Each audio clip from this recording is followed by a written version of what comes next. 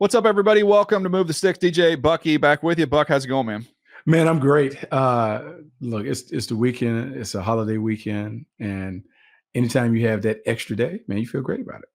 No doubt. This is going to be a fun one today. I don't want to mess around here at the top. We've got an exciting guest. We've been looking forward to doing this for a while because we always want to talk to guys who are successful, but also guys that we respect. And this is someone it's been on our list for a while here. And that's Mike Norvell, head coach at Florida State, who's done a wonderful job with this program. Has them really positioned here to do some special things. So let's not waste any more time. Let's bring in our guest.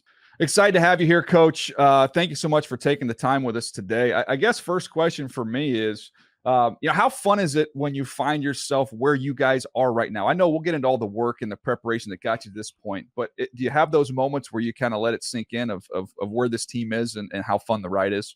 No, absolutely. And because it's about the journey and who you get to do it with, obviously the work and the investment that all went into it, that continues to go into it. And, that's something that I've really enjoyed about this team is, each day, that push, the desire to grow and get better. Nobody's satisfied with where we are. It's about where we're going. And, that's a big part of, our story is, we've been through some challenging times. We've had to work through and rise up in times we've been knocked down, but, the experiences have been really special, and who I get to do it with is what makes this so important to us, and ultimately where we desire to be. Coach, I go way back. I played at North Carolina, late 80s, early 90s, when Florida State was just entering the ACC. And when Florida State came into the league, there was this aura about this team, the swag, the players, and all that. And for the first time in a long time, I feel that back when I watched the Seminoles. So being there at Florida State under kind of like the tradition that Bobby Bowden created years ago, what is it like trying to bring a program back to that level?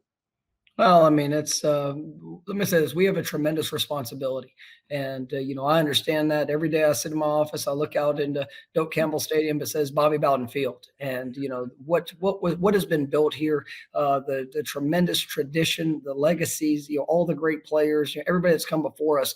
There is a responsibility of what we need to do and how we need to do it, and it's not just on the field; it's in every component and aspect for these players, who they're growing to be, and what ultimately we need to look like as we are trying to get back to the top of college football. And that is the standard is excellence here at Florida State, and that's what we push for.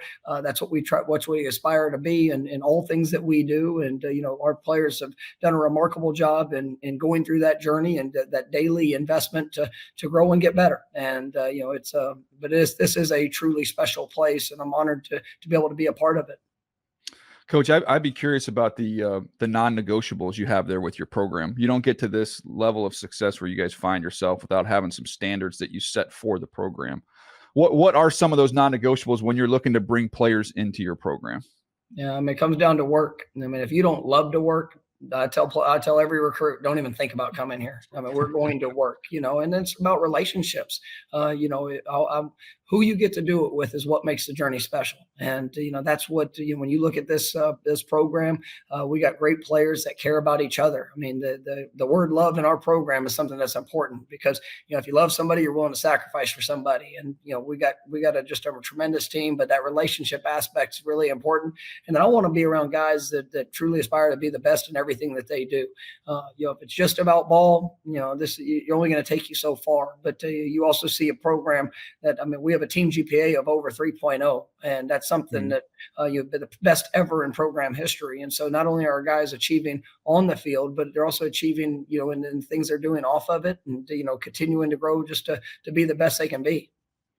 Coach, how challenging is it to build that kind of team where everyone is connected and you have great chemistry when you have so many guys in the college landscape that are transferring and bouncing back and forth, and NIL is a part of it? As a coach, how do you navigate all of those circumstances? I mean, you just be true to who you are. You be upfront, be honest. I tell players, Florida State's not for everybody. This is definitely, you've got to be a different type of guy. I would say it's for the real ones, and that's what we're looking for. And ultimately, this is an opportunity for guys to come and to really push themselves in every aspect. But I do believe that you see the reward, you see the payoff, you see the growth, and we just try to be true to ourselves, be very upfront and honest of expectations, but we also talk about, that expectation. If you say yes, what you're getting yourself into. And I think that you see that from guys that we brought in from the high school ranks and the way they've grown and developed. You see that in the transfers that have come in to make a great impact.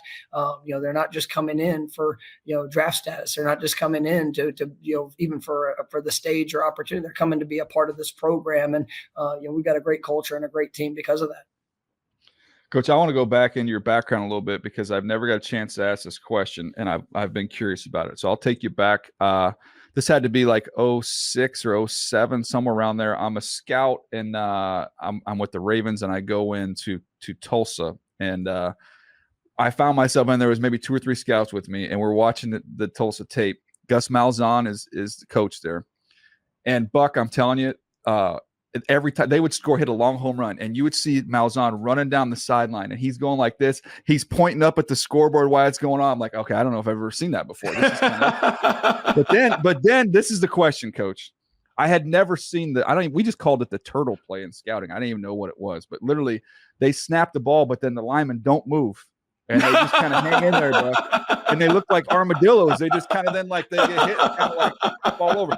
I just want to know, what was the install like for that play, Coach? It was it became one of the great jokes and fun moments in practice because if those linemen ever get touched, they needed to react accordingly. And you don't move, but if you get knocked over, we would definitely grade the linemen. There'd be some classic falls or tip over moments, and it was pretty comical.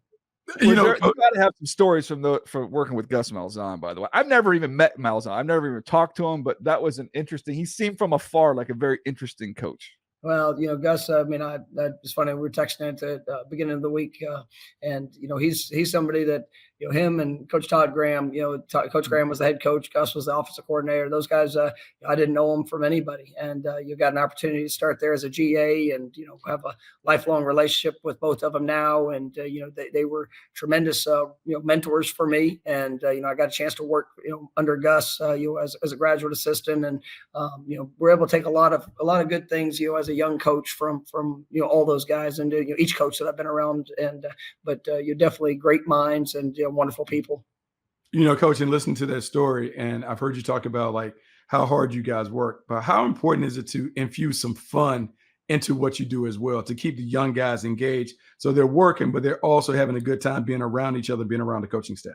Well, I'm never going to ask our players to do something I'm not willing to do. And, I love this. I love who I get to do it with. I love, the opportunity to go out there and to compete and to enjoy this game, because this is the greatest game in the world. And, it has to be fun, but, it's also knowing that you're willing to give everything that you have to go be your best. I mean, that's, it's about the purpose for what you're trying to accomplish. And, that's where, we have fun seeing guys grow. And I have fun, seeing guys that, might even have a momentary failure, how they respond and go get better. You see them build confidence. You see them, grow as the men that they're ultimately trying to become. And, that's what makes this so enjoyable. But, we're going to pour all that we have into it. And, when young men, when coaches, when teams, really care about each other. And it's not just about a speech, or it's not just about a statement that you put up on the wall, but every day you can come to work and try to be the example, for others, and to try to inspire others to just push forward for the best version of them. I mean, there's very few days that you get caught up just going through it. And that's something that we challenge ourselves with daily.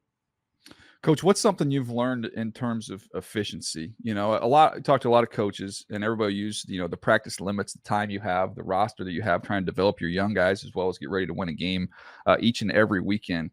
Is there something that you've picked up maybe over the last handful of years that's helped you in that regard of just being as efficient as you possibly can with the time you have?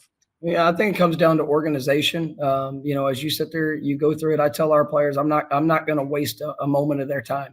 I mean, being a collegiate student athlete, I mean, you have 2 full-time jobs. I mean, you got to go be a student, all the things that come with that. And, whether it's tutoring and mentor sessions and study hall, all those things. But then, you also play in college football. You're trying to be the best player that you can, try to forge a path, to be able to play it, to the best of your ability during the 3, 4, 5 years that you have, or, you're trying to set yourself up to go and be able to do that at the next level. So when we hit the field and we get in the meeting room, I mean, it's about business, and we're gonna have fun as we work through and do it. But I mean, it's about the work, and if we're organized as a staff, if players understand where they're going, what they need to do, we're going to push the tempo. And we practice fast, we practice hard. When we meet with absolute intensity, because I believe it's our responsibility. We owe it to our players not to waste any of their time, and to make sure that they can capitalize on this one career that they get a chance to be able to work and go live through. So we got to give it all to them. Coach, I'm going to ask you for some advice. I'm a high school coach out here in California, and so we're entering the playoffs and those things. And you guys are going through a slate where you're about to go against a bunch of big-time teams in big games. So as a coach, what is your approach to big games? Like, how do you keep your team, or how do you get them ready for the environment and all the things that come along with playing some of these high-risk contests that you guys are about to engage in? Well, it's never about them. It's always about us. It's about what we do. It's about the work that we're putting in. It's about our improvement.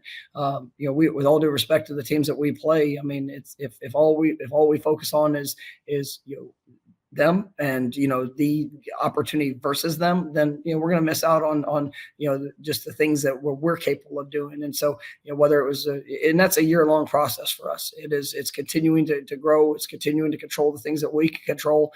Do I want we play Miami this week? It's a big game. It's an emotional game. It's one of the great rivalries that in all of college football. But I want all the emotion, but also want all the discipline. I want all the details. I want the guys to be able to play composed and to be able to go out there and put their best foot forward throughout the course of the game. But that doesn't happen just this week. I mean, it's a year, it's a career in the making. And so that's one of the things that we try to instill. And the message has to be consistent, and the actions have to demonstrate that. Coach, one of the things we hear a lot in talking to folks is it's a mantra that we echo as well: players, not plays. Sometimes you can get caught up with, with the play design and all that, and all of a sudden you look up and you're halfway through the third quarter and your best players haven't touched the ball enough. When you're putting a game plan together, how do you go about doing that? Of saying, okay, balancing, this is what we're going to get look wise. This is the plays we like, but man, I've got to have some calls in my sheet here early on to make sure that we get this guy going or that guy going. Yeah, I mean, that's always a part of it. And we say this is an offense that's built for playmakers. And, for us, it's about making sure that we're putting them in the best position. But on the flip side, there are times where teams will try to maybe take away, a player, or to have an opportunity to make things more challenging, when that opens doors for others. And, whether it's in the run game, pass game, whatever that might be, you've got to have the versatility to be able to do all. And then you've also got to capitalize with the opportunities that you get. And it's something that our guys embrace.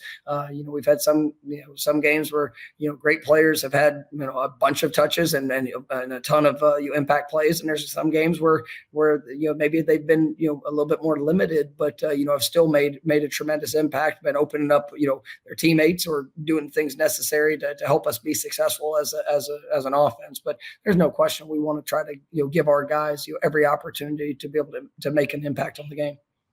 Coach, real quick, last one for me. In terms of your quarterback, Jordan Travis has been tremendous. Everyone understands how important it is to have an A1 quarterback to be able to play at the highest level. What makes him so special?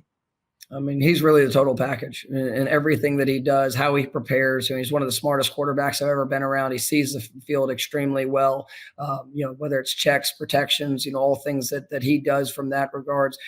He's tremendous, arm talent. He can push the ball down the field. He can throw on time and rhythm. And then, if things don't go the way that you always draw it up, I mean, he's just a natural playmaker, and he can make things happen with his legs, extend plays. But he's a tremendous winner. He's always, just the encouragement, the encourager that he is to others, and the way that he can help inspire him. He's going to put you in a position to have a chance to win every game, and that's something that I'm just grateful for. And then his journey and the growth that he's had is really provided a wonderful example for what this team and what this program is truly aspiring to be. And grateful I get to coach him. Coach, you got another one on the other side of the ball in Jared Verse. I remember when he was transferring, and one of my scouting buddies said, you got to watch the tape of this kid that Florida State just got. So I pop on the Albany, and I was like, holy crud, this dude's got some juice, man. He has been such a good player for you guys as well. When was there a moment when he got on campus, maybe in spring, where you just said, okay, yeah, this is going to translate quite well? Yeah, I mean, you just obviously his physical tools and talent, I mean, is something that jumps out. But I mean, he's got a tremendous work ethic and tremendous motor. I mean, he wants to be great, and it's not just when he steps on the field, it's when he's in the weight room. How he takes care of his body. The little things. When people maybe are not watching, that was a great push for himself. He does a wonderful job academically. In everything that he does, he's really working to get better. And obviously last year, he battled through some injuries and things that he did. Still was a dominant player. But one of the things I've been really pleased with even this year is you see the growth, technique, fundamentals. You obviously get a lot more attention from opposing offenses, and there's some things that maybe the sack numbers aren't quite as high at this point, but the impact is definitely felt, and he's just such a well-rounded young man, and like I said, I think he's a tremendous talent, and he's got a great future in front of him for many years to come.